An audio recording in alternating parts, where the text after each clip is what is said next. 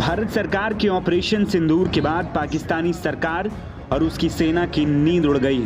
अब पाकिस्तान ने पूरे एयर स्पेस को बंद करने का ऐलान कर दिया है। पहले सिर्फ भारतीय विमानों के लिए उनका हवाई क्षेत्र बंद किया गया था, लेकिन भारत के एयर स्ट्राइक के बाद पाकिस्तान के आला कमान ने सभी देशों के लिए एयर स्पेस बंद कर दिया है। पाकिस्तान ने अपने नागरिक उड़ानों के लिए भी हवाई क्षेत्र को पूरी तरीके से बंद कर दिया। केवल कुछ जरूरी उड़ानों को ही इजाजत दी जा रही है। पाकिस्तान ने लगभग 135 उड़ानें रद्द कर दी। रियल टाइम फ्लाइट ट्रैकिंग सेवा फ्लाइट रडार 24 के आंकड़ों के मुताबिक भारतीय सेना की एयर स्ट्राइक के बाद से पाकिस्तान में 16% और भारत में 3% कॉमर्शियल उड़ानें रद्द कर दी गईं। पाकिस्तान की नागरिक उड्डयन प्राधिकरण ने आदेश जारी किया है कि अगले 48 घंटों तक पाकिस्तान का हवाई क्षेत्र नो फ्लाई जोन रहेगा। पाकिस्तान के इस कदम को एहतियाती बताया गया, लेकिन साथ ही बदला लेने की भी पाकिस्तान ने कसम खाई।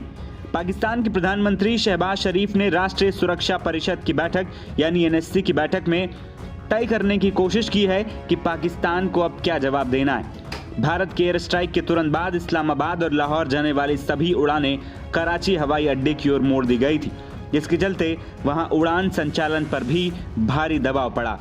इसके बाद पूरे हवाई क्षेत्र को बंद कर दिया गया।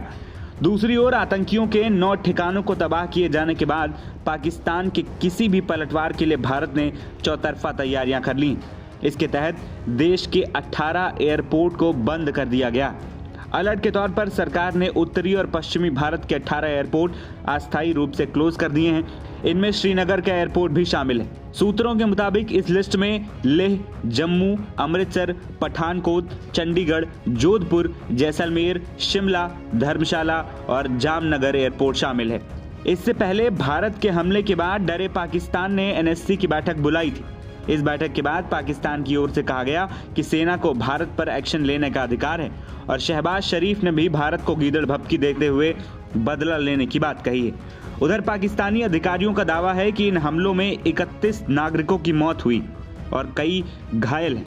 पाक प्रधानमंत्री शहबाज शरीफ ने इस कार्रवाई को युद्ध की घोषणा बताते हुए जवाब देने का अधिकार सुरक्षित रखने की बात कही।